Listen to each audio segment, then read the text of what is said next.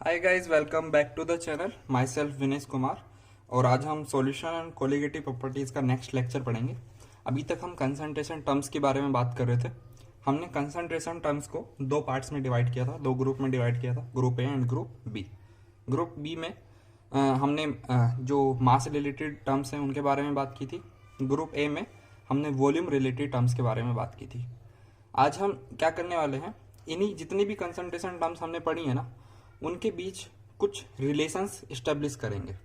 ठीक है, और उसके रिगार्डिंग कुछ फॉर्मूलेज हैं, कुछ स्पेशल फॉर्मूलेज हैं, उनको पढ़ेंगे, फिर उस पर क्वेश्चन करेंगे। ठीक है, तो हेडिंग डाल लेते हैं स्पेशल फॉर्मूलाज।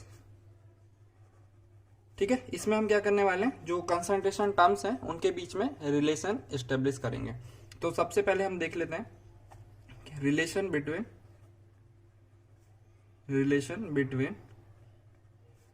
मास मोलैरिटी है, molarity and percentage weight by weight and density. ठीक है, तो देखो इसको मैं कुछ इस तरीके से समझाना चाहूंगा। हम परसेंटेज वेट बाय वॉल्यूम पढ़ चुके हैं। परसेंटेज वेट बाय वॉल्यूम क्या होता है? ये होता है कि वेट ऑफ सोल्यूट, है ना, weight of solute present in 100 ml solution. समझ में आती है इतनी बात? बिल्कुल सही है। अब मानो मैं क्या करता हूं, इसको 10 से मल्टीप्लाई कर देता हूं, परसेंटेज वेट बाय वॉल्यूम। तो ये क्या होगा, 10 into weight of solute present in 1000 ml of solution. 1000 ml of solution को क्या समझते हो? इसको मैं 1 लीटर नहीं बोल सकता हूं? ठीक है, 1 लीटर बोल सकता हूं कि नहीं? बिल्कुल बोल सकता हूं। अब मैं क्या करता हूं, मैं इसको मोलर मास ऑफ सोल्यूट से डिवाइड कर देता हूं। जब मैं मोलर मास ऑफ सोल्यूट से डिवाइड करूंगा तो क्या होगा, ये weight upon molar mass of solute, तो क्या हो जाएगा, मोल्स, है ना। तो ये क्या हो जाएंगे, moles of solute present in 1 litre solution. समझ में आती है बात? बिल्कुल। अच्छा, ये 10 into weight divided by molecular mass of solute, ये पूरा मिल के मोल होगा, क्योंकि हम 1 लीटर सॉल्यूशन में बात कर रहे हैं। तो वेट अपॉन मोलिकुलर वेट सिर्फ मोल नहीं होगा, है ना। तो हमको 1000 ml में जो वेट होगा वो लेना पड़ेगा, विच इज 10 इंटू वेट। ठीक है, ये क्या है, moles of solute present in 1 litre solution. तो इससे कुछ याद आता है आप लोगों को? कुछ तो याद आता होगा, जैसे मोलैरिटी याद आती होगी। मोलैरिटी क्या थी, number of moles of solute present पर लीटर ऑफ सॉल्यूशन। ठीक है, तो वही बात है। तो ये क्या है, मैं इसको ऐसे लिख दूं, मोलैरिटी को मैं ऐसे लिख सकता हूं, 10 into percentage weight by volume by molar mass of solute. ठीक है, तो मेरे पास एक रिलेशन है किसके इसके बीच, molarity, percentage weight by volume. लेकिन हम रिलेशनशिप इन तीनों के बीच में स्टेब्लिश करना चाहते हैं। तो परसेंटेज वेट बाय वॉल्यूम, मैं पिछले 2 लेक्चर में एक फॉर्मूला तुम्हें पढ़ा रहा हूं, जो क्या था कि percentage weight by volume is equal to percentage weight by weight into density. ये फॉर्मूला जो है हम जानते हैं, हमने डिराइव किया था पहले। ठीक है, अब देखो इसको मैं क्या लिख सकता हूं, molarity is equal to 10 into percentage weight by weight into density by molar mass of solute. ठीक है, बिल्कुल क्लियर है। तो हमने क्या किया, एक फॉर्मूला एस्टेब्लिश कर लिया है किस किस के बीच, molarity, percentage weight by weight और डेंसिटी।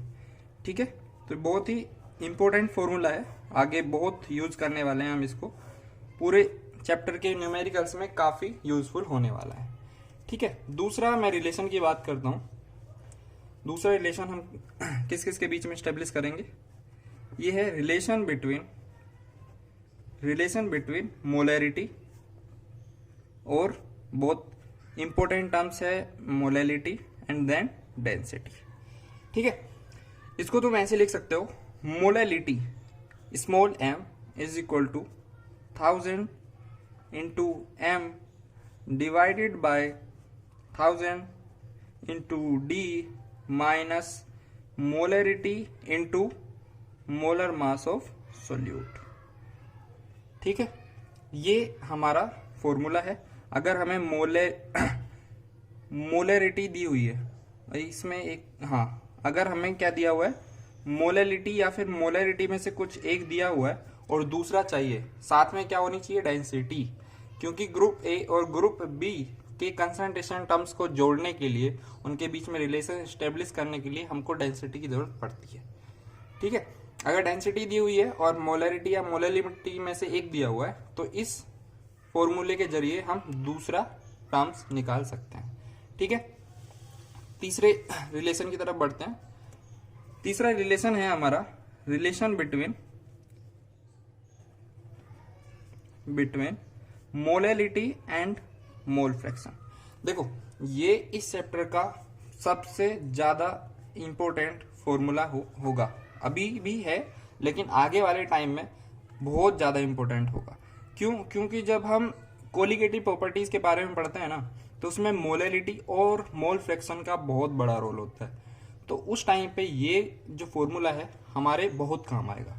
ठीक है, तो फॉर्मूला कुछ इस तरीके से होता है, molality will be equal to mole fraction of solute divided by mole fraction of solvent into 1000 divided by molar mass of solvent।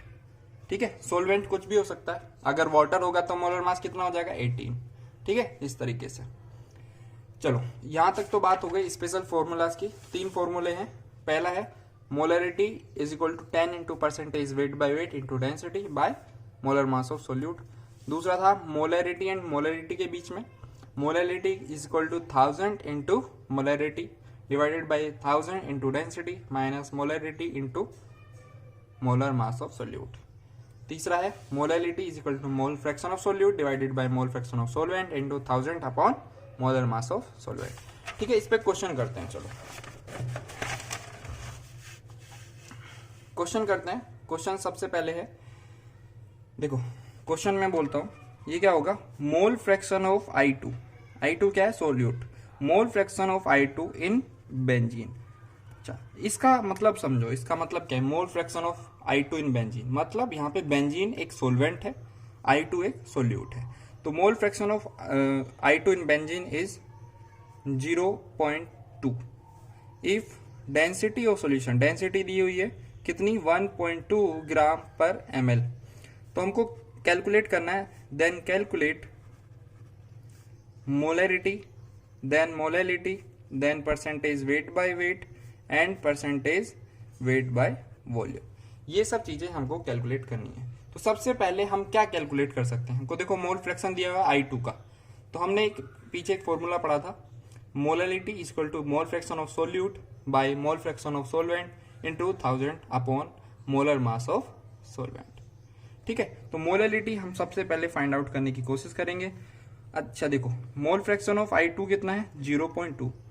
हमको पता था मोल fraction of solute plus mole fraction of solvent कितना होता है, 1। तो ये 0.2 है, तो मोल फ्रैक्शन ऑफ I2 कितना, बेंजीन कितना हो जाएगा, 1 minus 0.2 which will be equal to 0.8। समझ में आती है बात, बिल्कुल सही। मोलैलिटी क्या है, mole fraction of solute, solute क्या है I2, तो 0.2 divided by mole fraction of solvent which will be equal to 0.8 into 1000 upon molar mass of solute. और सोल्यूट यहाँ पे क्या है, बेंजीन। बेंजीन का मोलर मास कितना होता है, 78। ठीक है, जब इसको सोल्व करेंगे 2 4 जा 8 ये कटेगा, फिर 250 टाइम्स यहाँ से कट जाएगा, तो it will be equal to 250 upon 78 molar. ठीक है, मोलैलिटी हमारे पास निकल गई। अब देखो, हमने अब निकालते हैं मोलैरिटी। मोलैलिटी हमें पता है, तो मोलैरिटी और मोलैलिटी का हमने फॉर्मूला पढ़ा था, वो क्या है, molality is equal to 1000 into molarity divided by 1000 into density minus molarity into molar mass of solute. ठीक है, समझ में आती है बात, बिल्कुल सही है। अब इस वैल्यू को अपन यहाँ पे रख देते हैं। डेंसिटी हमको पता है, मोलैलिटी पता है, मोलरिटी निकल जाएगी। ठीक है, मोलरिटी कितना है, मोलरिटी आया अपना 250/78 which will be equal to 1000 into molarity divided by 1000 into density दिया हुआ है 1.2 ग्राम पर ml minus molarity into mass of solute कितना था, सोल्यूट का I2 है, I का मास होता है 127, तो I2 का मास कितना हो जाएगा 254। ठीक है, जब हम यहाँ से सोल्व करेंगे तो अपना मोलरिटी अपने को मिल जाएगा। ठीक, फिर अपने को दो चीजें निकालनी है, percentage weight by volume and then percentage weight by weight. तो अपने को मोलरिटी पता पड़ गई, तो अपने को पता था molarity is equal to percentage weight by volume, मैंने भी बताया था percentage weight by volume into 10 divided by molar mass of solute. ठीक है, तो अपने को यहाँ से क्या पता पड़ जाएगा, परसेंटेज वेट बाय वॉल्यूम। फिर हमने पढ़ा था कि percentage weight by volume is equal to 10 percentage weight by weight into density. Density हमको पता है, परसेंटेज वेट बाय वॉल्यूम पता है, तो अपने को percentage weight by weight calculate हो जाएगा। ठीक है, इनको कैलकुलेट करना है और जिसका जो भी आंसर है उसको कमेंट बॉक्स में जरूर डालें। ठीक है, तो ये थे आज हमारा जो लेक्चर है उसको यहीं पे खत्म करते हैं। हमने पढ़ा आज स्पेशल फॉर्मूलाज के बारे में, मतलब तुम्हारा कंसंट्रेशन टर्म्स के बीच जो कुछ रिलेशंस है उनसे जो फॉर्मूलेज बने हैं उनके बारे में पढ़ा, एक क्वेश्चन भी किया है। आई होप सबको समझ में आया होगा, क्लियर होगा। अगर कुछ इससे रिगार्डिंग या पिछली वीडियोस के रिगार्डिंग कुछ भी डाउट है तो आप सीधा कमेंट बॉक्स में जाके बोल सकते हैं, फिर उस पर हम उसका सॉल्यूशन प्रोवाइड करेंगे। ठीक है, ओके, थैंक यू।